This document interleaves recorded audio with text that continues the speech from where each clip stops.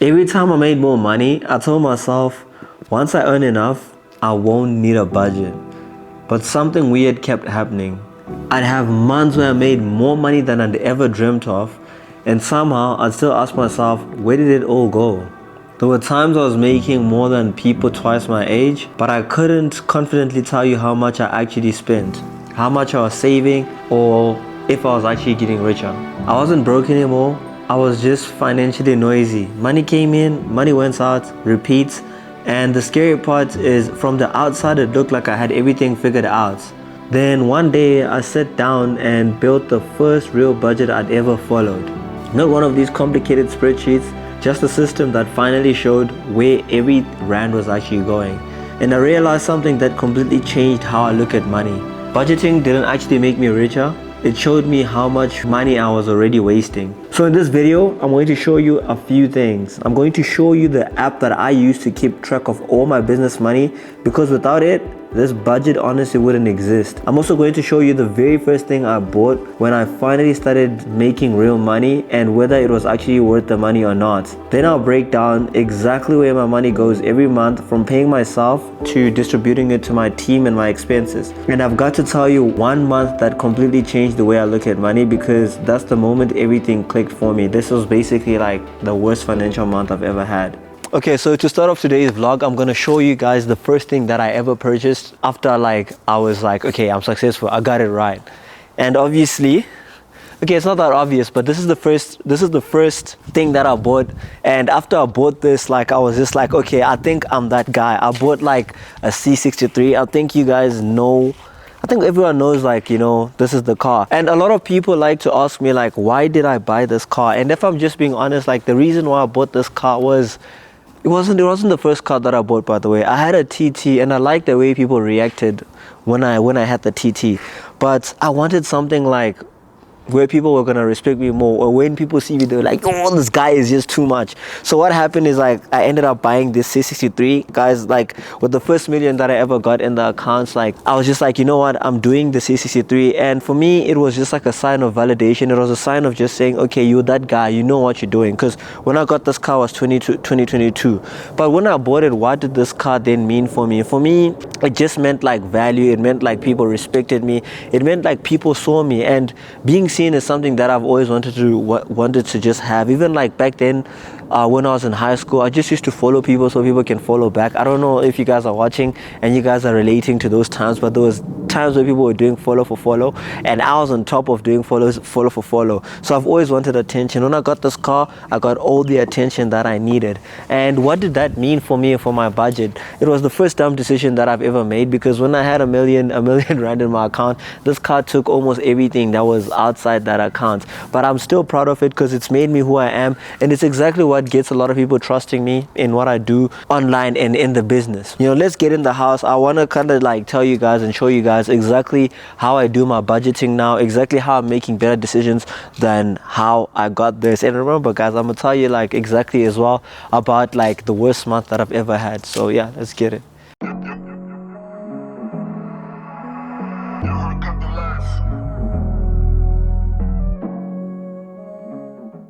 There's a side of my business that I've literally never shown you guys, and it's not the selecting of products, it's not the ads, it's the books where the real money is made.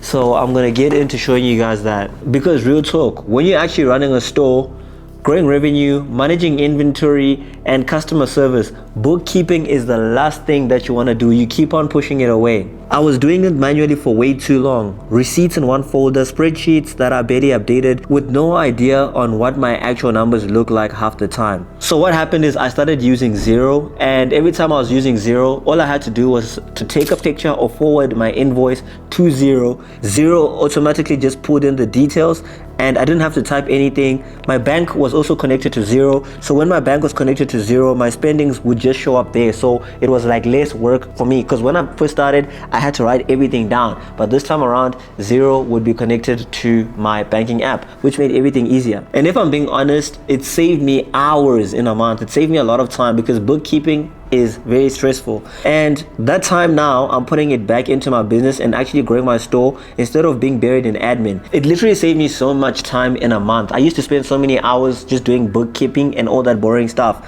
And with the time that it saved me, I started putting that time back into actually growing my store instead of being buried in admin.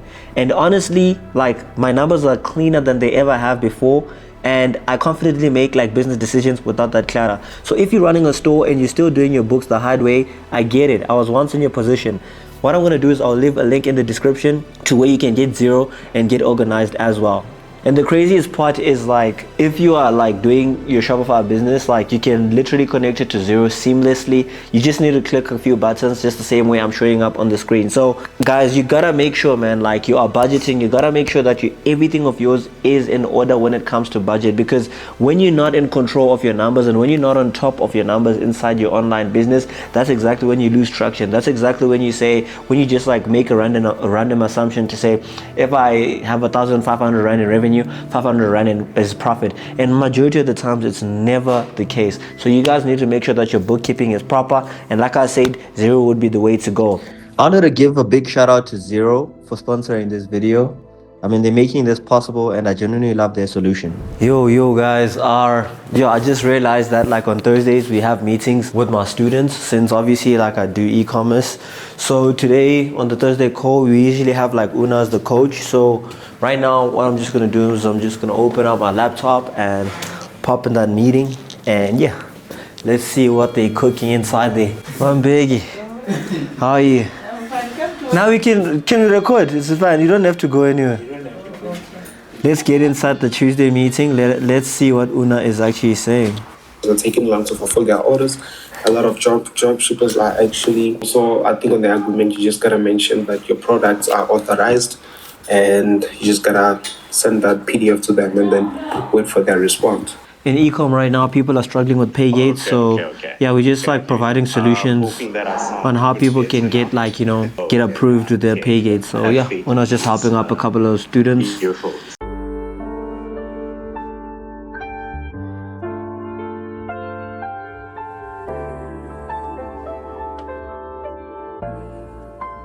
It's like when I look at the website, I don't know who the product is for. So try to like show who the product is for just as soon as it shouldn't take more than 5 seconds for the person that you want to sell the product to know that, okay, this is me. Because people make purchases once they feel understood that, yes, that's me. They understand that this is me. So I know that this product probably serves to many different demographics, but just try to be a little bit more specific on who it's for.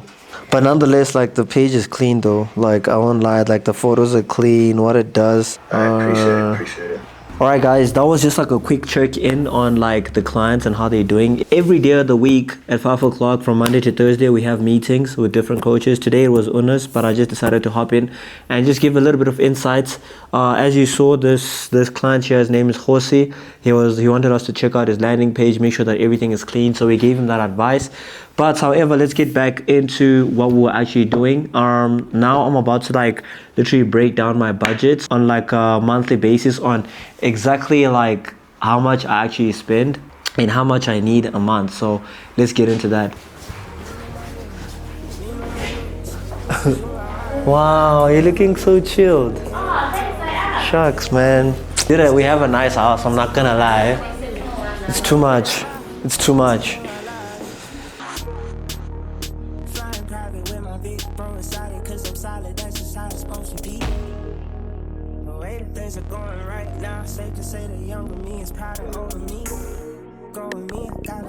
Alright guys, so I'm going to do like a rough estimate of my budget and how things work for me from month to month. Starting off with like paying myself. So with paying myself, I pay myself about 100K in a month, just depending on how the month went, right? And you guys might be asking like, okay, where does this 100K go? How does this move? So to start off, we have like properties, and with properties we're roughly spending about 32K, anything between that a month. Got 3 cars, two are paid off, and one we're going for 10K a month. And then we have groceries. On groceries, we roughly spend, I'm just making an estimate here, right? But like roughly like 7K, if I'm not mistaken. And then with fun, we actually don't even have that much fun. Like because of our lifestyle and like we're always free during the day and everything, we have like a lot of time to have fun. But like sometimes we can spend anything between 4 to 6K, just depending when. This obviously does not like include when we go like to like holiday destinations and travel. And I say we because I'm married. And then in terms of utilities, like how much you go utilities? Like maybe our utilities has come down to about 2K. And then medical aid, I think medical aid is like roughly like 3K. And then we have petrol, guys. We always at home, but somehow we managed to spend about 6,000 rands on the cars. Well, I mean, I think it makes sense because like there's 3 cars. And then in terms of like maintenance roughly spend about like 5K. And then usually the rest we'll just like save it for whatever emergency just like happens inside the house. And then when it comes to like tithing, we usually tithe just like 10% of whatever we made. Now I'm gonna stop here because just like I understand like finances, how we make money and how we pay for everything is important, but this has to be like one of the most important like places that I spend money at, because if you tithe 10% like and you Christian, we just believe money keeps coming. And sometimes when business is going up and down, it generally just like sometimes money just pops up and you don't know where money is actually popping up from. So let's do like a rough estimate of how much we have here, because we mentioned quite the amount. So on properties we have roughly 30, on the car we have roughly 10, on groceries we have roughly 7K, on like fun we will just put it like at 5K. And then in terms of utilities you have like a young 2,000, medical aid you have 3,000, then tithe 10%. When you do all the maths, it then comes around 78K, which is accurate as heck, because that's usually like the amount that we spend in a month. And now roughly like sometimes we'd have like savings, and then you could have like a 22K in savings. And now this does not include investments, because the way I invest and the way I look at things is you guys know that I run Shopify stores like I was speaking about earlier on. And in terms of business expenses, I have quite the team, so I kind of want to break down what those costs look like as well, because like you guys as well when you're watching, you don't know like how much it actually runs to operate all of this. I'm so consistent with my content, I'm consistent with my stores and everything, so I thought why not kind of show you guys what's behind these businesses and how much do I actually spend to also be in control of this. So with our videographer, I'm not going to mention his name. Those who know. If you don't know, come and watch other vlogs. Like we spend roughly anything from like 7 to like 12K. We're trying to pump this up, by the way. So make sure that you're liking this video, because if you like this video, we get to bump this number up here. And I've told Ayo as well, we have to find a way. My word, I just said his name. But yeah, we gotta find a way to just like bump it up here. For me, this is high leverage right now because personal brand is crazy currency. Then we have our closer. On our closer, we pay roughly 15,000 to 20,000 a month. We have a strategist. I have a creative strategist for Shopify. When you actually find some sort of success, you don't want to do everything on your own until the end. You genuinely want to have somebody that can help you actually like make creatives to attack different angles. Maybe make like 10 different ads a single day. I can't do this while shooting content on my own. So for the creative strategist, roughly, it can be just like 10K, sometimes 15K, sometimes 5K. This just depends on the season. Remember, this is business, so the amount is not always constant. I just figured that like I didn't actually add the customer service here, because when you're running a business, you need customer service. Guys, I'm giving you guys so much sauce, just by like exposing myself. And then we have admin, the people that basically like do the admin of the stores, the admin of like the people that are inside the Ecommerce, because we actually do care about every single person that enters. And for admin, we pay roughly about 6K a month. And then we have the short form editor. The short form editor, sometimes they edit, sometimes they don't edit. But we like personally in the business, I really value long form content, like the content that I'm making now, over short form, which is like Instagram and TikTok. TikTok. So anything between 3 to 7k, just depending on how consistent I am with short form. And then we have an accountant. With the accountant, it's indefinite. Sometimes the accountant charges me 5k, sometimes 10k. It just depends on what the accountant has done or what little new project have I started. And then we have I also then invest in programs, and this is where I spend majority of my money. Lately, with like investing in programs, I've been like getting programs worth 100k, and that's where I learn all this information that I give you guys for free. People that sell programs, I don't spend 100k every month, but I can spend like 100k every 3 months, so we can look at it like 30k into different programs. And then we have customer service for the stores. For the customer service, I have one agent that charges me about 6 to 8k.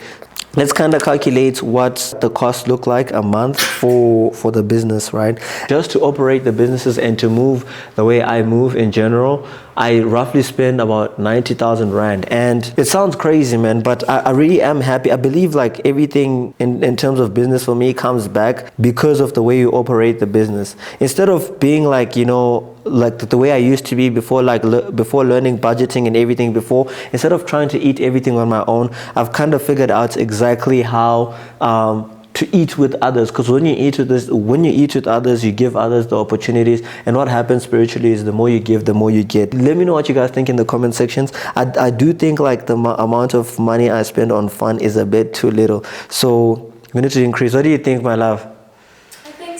We need to increase, man. We can't be only chopping 6,000 Rand after like getting like 200. Give me guys some suggestions on what we can do to kind of have more money, to have more fun, because this is just like too much work, but we're building at the end of the day. So that's what my budget looks like. And obviously to manage all of this well, I kind of already took you guys through the app that I use. Xero is able to integrate all of this. If you set it up well, it's going to treat you well. Yeah, guys, with that being said, obviously, like, we gotta close the chapters. And I did say I was gonna tell you guys a little bit about the worst month that I've had financially. With the worst month that I've had financially, guys, this part was tough, and it opened my eyes. And I need you guys to actually hear the story, so that you know that it's not all like glitter and rainbows. So what happened, this was in 2024. There's a brand that I had ran successfully for like 5 years. Like, obviously when I started the business, there was a lot going on, like building the business, you need to build momentum. But in year 2, year 3, it was starting to make a lot of money. And in year 5, I just woke up one day and Instagram had put the business down. And at this point, I was only relying on this income. I was like, okay, this is what needs to work. I'm only going to push one brand.